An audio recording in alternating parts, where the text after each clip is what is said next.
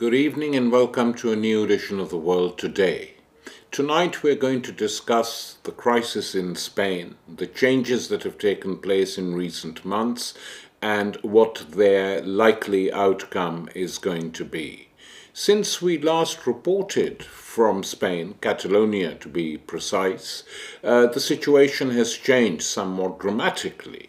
First, Mariano Rajoy, the far-right Prime Minister of Spain with an ultra-semi-Francoist hardline towards the nationalities, has been removed by a no-confidence vote. Rajoy's defeat was brought about by a court ruling that insisted that the party leaders were involved or were aware of or cognizant of the mass corruption that had taken place within the PP and had tried to cover it up.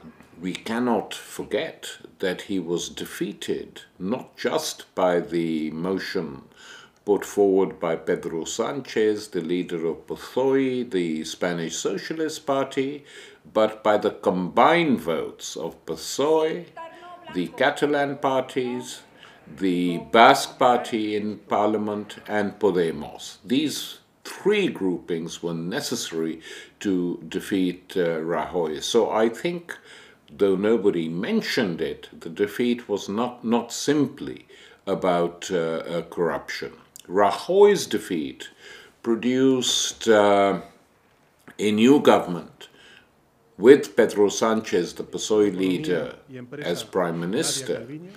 And though Sánchez took up a hard line on Catalonia just before the vote, subsequently as Prime Minister, he has made tiny moves in the other direction. Sánchez is only too well aware that he is a minority in the Spanish Parliament, and were the Catalans and the Basques to withdraw support from him and Podemos, his government would fall, precipitating new elections in which nobody knows who's going to win a majority, who are going to be the minority parties. A new book recently published in Scotland, Catalonia Reborn, How Catalonia Took on the Corrupt Spanish State and the Legacy of Franco, written by Chris Banbury and George Caravan, two Scottish socialists in the Scottish National Party, provides an extremely detailed, useful and stimulating history of politics and economics in Catalonia, and not to mention gives us a very important look back at Catalan history.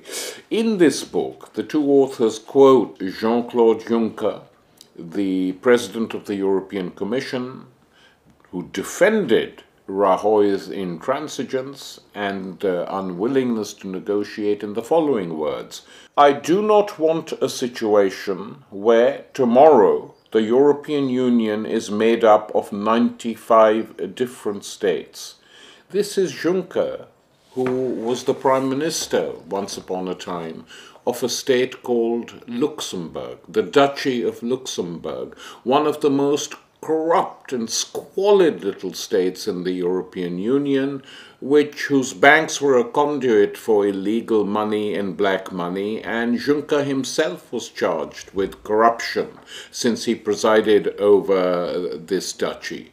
For him now to say that Catalonia is a tiny little state which shouldn't be allowed into the European Union is a sign that he fails to see who he really is and operates completely as a servant of the German ruling elite. The divisions between the Catalans and the Spanish state have been mirrored in some organizations, including, sad to say, Podemos.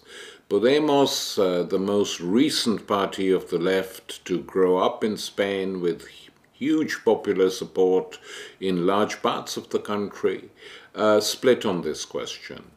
The position of Pablo Iglesias, the leader of Podemos was very critical of the Podemos people in Catalonia.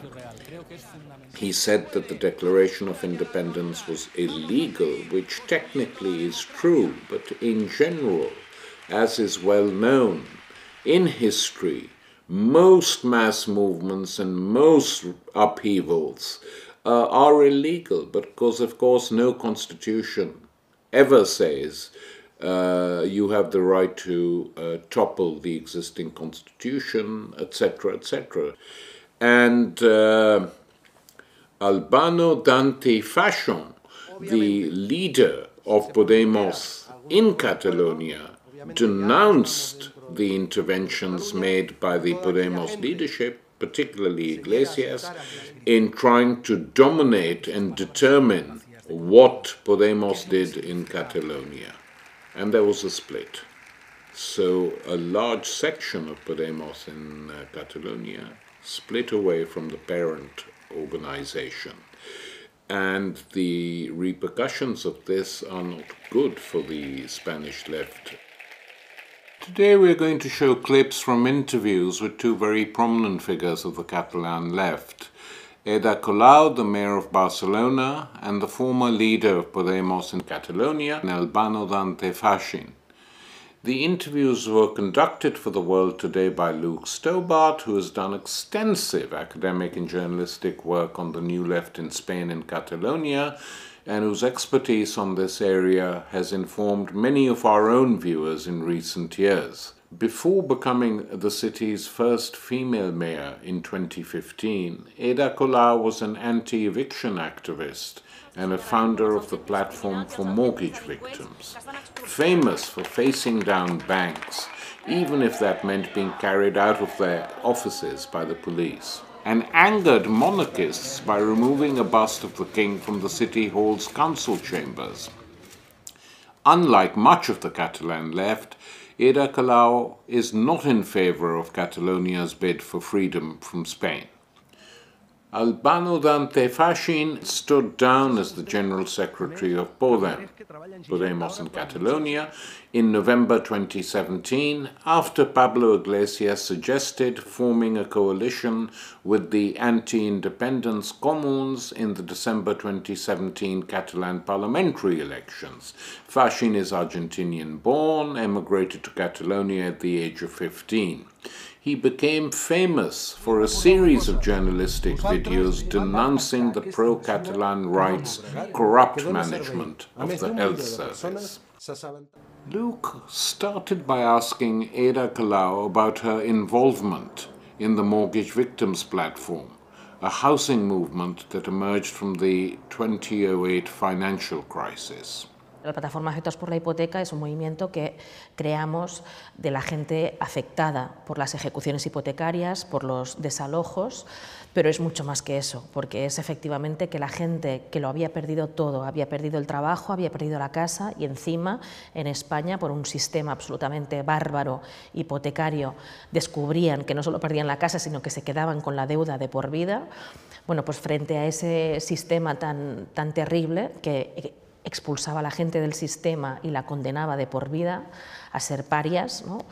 Pues frente a eso un montón de gente se junta y en lugar de deprimirse y en lugar de rendirse, planta cara a los bancos y al poder financiero y al poder político, que ha sido hasta ahora absolutamente cómplice de ese poder financiero, y empieza a defender el derecho a la vivienda, pero no solo el derecho a la vivienda, empieza a defender la dignidad, el derecho a la vida y todos los derechos y las libertades fundamentales. Entonces fue un movimiento que empezó de la nada, con cero recursos, y que solo con el poder de la gente y de la gente que estaba peor, ¿no?, consiguió empoderarse y con la fuerza de la gente consiguió plantar cara a los bancos, sumar a miles y miles de personas, empezar a cambiar leyes, empezar a obligar a los poderes públicos a cambiar sus políticas, con muchísimo esfuerzo, con mucha dificultad, pero incluso también con un movimiento generalizado de desobediencia civil que consiguió efectivamente demostrar que se podía parar una cosa tan violenta como los desalojos de viviendas y conseguir que la gente se quedara en su casa. Ada Colau and Albano-Dante Fachin come from different political traditions.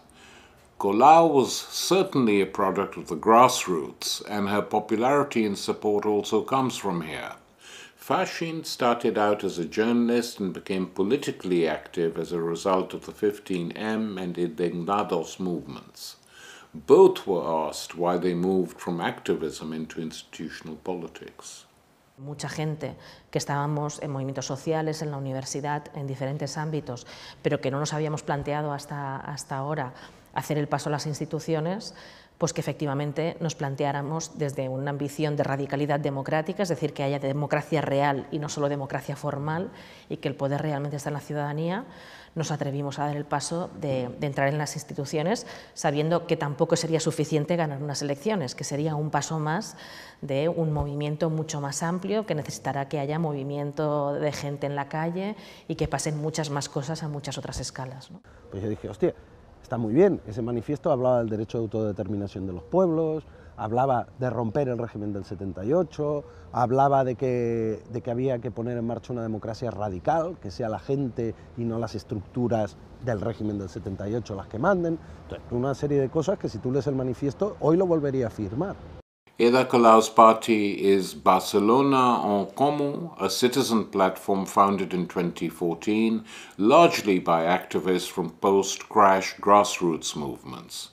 Here she explains how she came to stand as mayor for this broad left platform. Frente a esa crisis institucional es lógico que surjan diferentes iniciativas, como primero fue Podemos en las europeas, y luego llegaron las municipales, y aquí en Barcelona planteamos una confluencia muy amplia a diferentes, sobre todo a ciudadanía que no había participado nunca en ningún partido político porque no confiaba, ¿no?, en las formas clásicas de participación institucional, pero también a partidos progresistas, a partidos de izquierdas, viejos y nuevos, ¿no?, desde excomunistas a Podemos, para juntarnos por objetivos, que es, yo creo, lo que la ciudadanía le viene enseñando a la política institucional desde hace tiempo. O sea, llevamos mucho tiempo donde la ciudadanía ha ido innovando políticamente fuera de las instituciones, se han organizado cada vez más movimientos transversales, grandes campañas que se han hecho por objetivos concretos, y que eso ha conseguido movilizar a mucha gente que tiene en común un objetivo, ¿no?, el derecho a la vivienda, la defensa de la educación, la defensa de la paz y de los derechos humanos. Entonces creíamos que había que aprender de esa experiencia y organizar una amplia movilización transversal y plural con objetivos claros y concretos, y efectivamente funcionó. A mucha gente convenció esa propuesta y nos permitió ganar las elecciones, aunque en minoría, pero ganamos las elecciones. Spearheaded by Podemos, a number of parties and movements now make up Spain's New Left. In Catalonia, the New Left also includes radical independistas like the CUP, Podemos and Comuns, now known as Catalunya en Comú, a broad left merger that is mainly opposed to independence. Colau and Fachin were asked about the effectiveness of the New Left parties in terms of making concrete changes. Pues hemos creado el operador energético público más grande de todo el Estado, que va a hacer que en poco tiempo Barcelona no solo todos los equipamientos y el alumbrado público se autoabastezca con energía limpia, de renovables, y además evidentemente más barata, sino que poco a poco pueda también ser un proveedor para la ciudadanía y pueda ir también dando suministro a la ciudadanía. Bueno, pues ese sería un ejemplo donde no solo hemos cambiado las prioridades y Barcelona ahora es la ciudad con más inversión social de todo el Estado, ¿no?, o también dicen los rankings que somos de las ciudades más transparentes de todo el Estado, todas las facturas están colgadas en el ayuntamiento, por lo tanto la ciudadanía puede controlar efectivamente los gastos del ayuntamiento. Se están haciendo cosas. Cuando Ada pone sobre la mesa el tema de la consulta sobre Akbar, eso es muy importante y eso es emancipador y eso es bueno. Pero a la vez, y esta es una pregunta de fondo, que es verdad que en el ejercicio de la alcaldía de una ciudad como Barcelona, el pragmatismo que se debe tener que tener es enorme. Pero también hay que seguir haciéndose las preguntas de fondo. ¿Hemos venido a gestionar un poquito mejor que los otros? ¿O hemos venido a poner en cuestión el marco general? Porque en las plazas éramos muy radicales. Teníamos 8 puntos. Decíamos banca pública, Decíamos democracia directa y radical. Ahora, cuidado con que el pragmatismo se convierta en tu eje de lucha. Es decir, si hay cosas que no se pueden hacer, por ejemplo, en la plaza decíamos banca pública. Eso tú no ganas una alcaldía y haces una banca pública municipal de un día para el otro. Bueno, pero lo importante es, ¿perdemos aquella radicalidad? En nuestro país y en Europa hay leyes de extranjería que son racistas directamente, ¿no? Y que condenan a una parte de la población a estar fuera del sistema, dejándolas sin papeles, sin reconocimiento administrativo, y eso las excluye, entre otros derechos, del mercado laboral, ¿no? Entonces esas personas se buscan la vida como pueden. Nosotros como ayuntamiento, ¿qué hacemos? Claro, la ley de extranjería no está en nuestras manos, nosotros le daríamos papeles a la gente, nosotros reconoceríamos como ciudadanos de primera a todo el mundo, porque creemos que es absolutamente racista discriminar a la gente por su origen. Pero eso no está en nuestras manos, es un ejemplo del límite que te encuentras cuando entras en un ayuntamiento y hay cosas que dependen del Estado y no dependen de ti. Pero no nos hemos resignado. O sea, por ejemplo, hemos primero agilizado mucho y facilitado el empadronamiento a cualquier persona sin ni siquiera pedirle un domicilio fijo en nuestra ciudad, para que tenga los derechos ciudadanos lo más amplios posibles, que acceda a todos los servicios, aunque no tenga los papeles de residencia. After the independence referendum in Catalonia on 1st October 2017 was met with huge repression and violence by the Spanish state, many around Europe were left questioning Spain's democratic credentials. Luke's next question asked, how real is democracy in the Spanish state? O sea, ya no teníamos una democracia fuerte, porque somos una democracia joven, ¿no? de 40 años, que viene de una dictadura reciente, con una transición que no se hizo en profundidad, ¿no? y que dio una cierta impunidad a aquellos que habían estado violentando los derechos humanos durante la dictadura. Y entonces eso, digamos, que ya nos pesaba. Pero evidentemente en los últimos años, con el gobierno de derechas del Partido Popular, ha habido una deriva autoritaria descontrolada y están sucediendo cosas habitualmente que no se pueden normalizar en una democracia. Aparte de la corrupción sistémica y aparte de muchos otros ejemplos de muy mala gestión, pero estamos yendo a una ley mordaza, a perseguir simplemente la discrepancia política, criminalizarla, estigmatizarla para acabar penalizándola, ¿no? y convirtiéndola en una cuestión de orden público.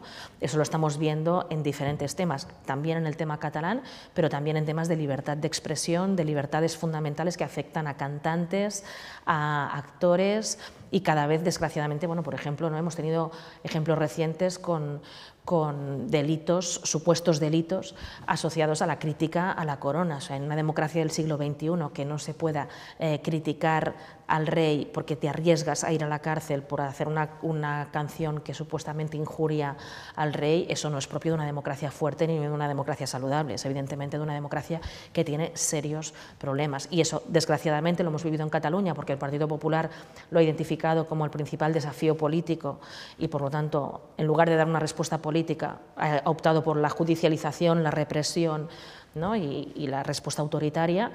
Lo que pasa hoy en Cataluña hace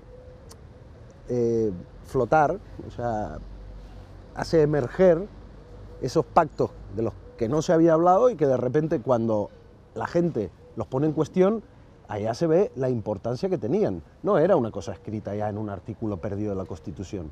Aquello que tanto preocupaba a aquellos militares franquistas, insisto, militares franquistas, herederos de un régimen totalitario, ponen en una Constitución, en este caso sobre la unidad territorial, una cosa que, bueno, durante un tiempo y gracias a diversos pactos, pues aquello va pasando, pero que cuando sale a relucir un debate sobre eso, vuelve a salir con la misma fuerza, el mismo ímpetu de aquellos militares franquistas.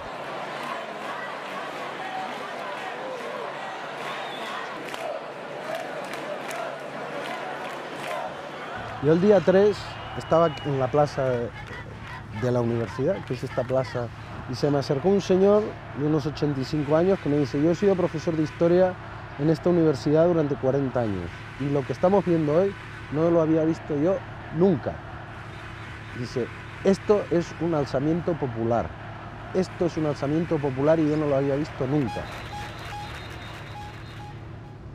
Lo que pasó el 3 le dio miedo al establishment europeo, al establishment español, incluso a sectores independentistas de aquí, que ven el movimiento soberanista como una manera de surfear y mantenerse en el poder. One of the biggest sticking points for the European left in relation to Catalan independence is the belief that it would be the right who have a majority in the parliament and not the left governing an independent Catalonia. But the repression of voters and the persecution of Catalan politicians brought a relatively unified condemnation from the left. However, Colau and Fachin offer distinctly different answers to the question of whether the referendum should have been recognized and those calling it defended. El problema ya no era Madrid, el problema es que millones de catalanas no se sentían llamados a participar y por lo tanto en ese sentido no se podía considerar un referéndum porque había muchísima gente de Cataluña que no se sentía interpelada por esa llamada.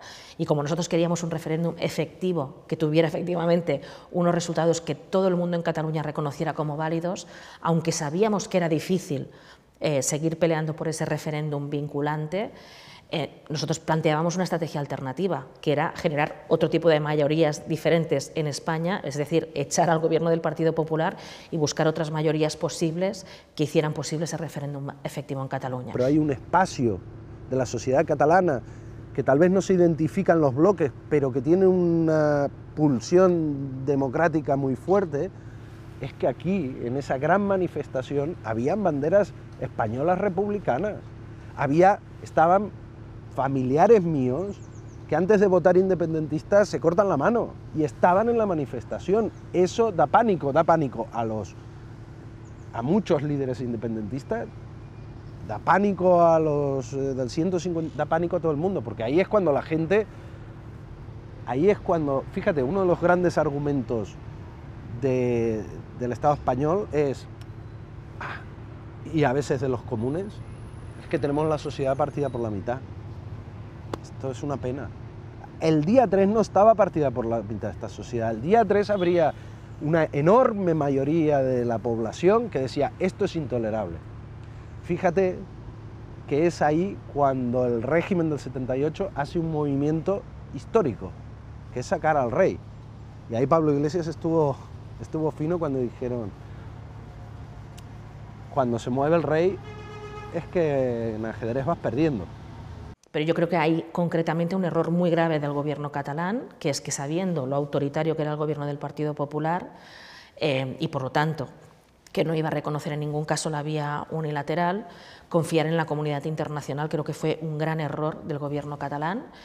Y en segundo lugar, creo que fue un gran error también del gobierno catalán que el 1 de octubre se consiguió una mayoría social que iba mucho más allá del independentismo, es decir, fuimos muchos los demócratas que sin ser independentistas nos movilizamos, defendimos las escuelas, denunciamos al Estado, nos enfrentamos a la policía y denunciamos a la comunidad internacional lo que estaba pasando en Cataluña, y ahí hubo una mayoría social muchísimo más amplia en defensa de la democracia, de los derechos humanos y del referéndum.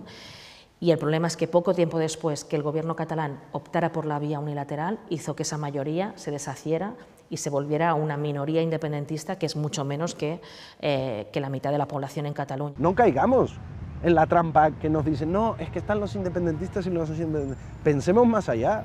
Pensemos que podemos trabajar con los independentistas. Es que la gente ya lo hizo. El 1 de octubre la gente lo hizo. Diga lo que diga Pablo Iglesias, diga lo que diga Ada, diga lo que diga Puigdemont. El día 1 estaban los independentistas, los no independentistas. Hubo gente que defendió las urnas y no votó. Ya no que votó que no votó porque creían que era un referéndum ilegal, pero que no podían aceptar que aquí apaleasen a la gente. Eso, o sea, si cualquier cosa en el futuro que queramos construir dándole la espalda a eso es mentira y fracasará. Porque la vía unilateral, ¿qué ha producido? Ha producido represión, ha producido que los dirigentes estén en prisión y ha producido que perdamos el autogobierno de Cataluña y estemos peor que antes de empezar. ¿Cuándo vamos a tener este debate? Porque si no lo vamos a tener, todo lo que hemos hecho habrá que empezarlo otra vez. Y a mí lo que me preocupa es que ese empezar otra vez, la próxima vez, insisto, es que es lo que más me preocupa. O sea, la gente, imagínate, digo, yo voto a estos chicos del 15M y a Ada Colau y todo esto para que cambien algo en el ayuntamiento. Intentan estos chicos cambiar algo en el ayuntamiento y viene el Tribunal Constitucional y les tumba. Si no tienes un plan, al final la gente lo que percibe es, da igual a quién vote, o tendré que buscar otros que de verdad sean valientes, y esto no lo podemos permitir, porque es que me da la impresión de que la próxima vez quien recoja esa bandera de decir, hey, gente, tiene que decidir la gente, pues sean los fascistas, porque lo hemos visto. Fachin also had some deep criticisms of how the new left parties acted before and after the referendum, and why he left his post as General Secretary of Podemos in Catalonia. En aquel momento los comunes estaban, por un lado, o petrificados, sin saber qué hacer, o esperando instrucciones de Madrid. Es decir, Pablo estaba diciendo, yo si fuera catalán no votaría, cuando nuestras bases son en muchos pueblos las que abrieron las escuelas y las que defendieron las urnas. Pues ahí ves que hay una cúpula, tanto en Madrid como aquí, que, no sé, mirando encuestas o lo que sea, pues dice, no nos conviene. Y me acuerdo que en aquellos días tan tensos, y después durante la campaña, dirigentes de los comunes diciendo que había que pasar página, que ni DUI ni 155. Era insostenible realmente esa postura. Hay un momento que cuando se convocan las elecciones, cuando Rajoy disuelve las instituciones catalanas y dice vamos a elecciones, se reúne la dirección de Podemos en Cataluña y dice, es una situación excepcional, tenemos que hablar con todo el mundo, independentistas o no independentistas. Eso significa el fin de mi carrera, como si dijéramos. A partir de ahí empiezan las presiones para que nos unamos con los comunes, incluso, bueno, nos hacen un 155 interno. Si tú crees en una comunidad política que pueda ser el Estado español, donde los pueblos se autodeterminen y a la vez puedan trabajar juntos, eso tú lo tienes que aplicar a tu organización también. Claro, la letra dice que Podemos en Cataluña toma sus propias decisiones. La práctica es que toma sus propias decisiones siempre y cuando no molesten al jefe que está en Madrid. The past 3 years in Spanish politics has seen 2 inconclusive general elections after the collapse of the extreme centre parties. A referendum in Catalonia met with state violence not seen since the brutal attacks on the Basques and large-scale arrest of Basque militants by Felipe González and others, not to mention the torture used against the Basques. The corruption scandal led to the downfall of the Prime Minister, the much-hated Mariano Rajoy. The final question Stobart asked was, is it possible to stop this downward spiral of the Spanish state?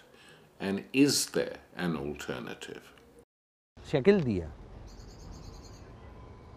se declara la República Catalana y a los 20 minutos sale Pablo Iglesias diciendo que hay que hacer un referéndum sobre la monarquía española y que lo vamos a hacer aunque sea...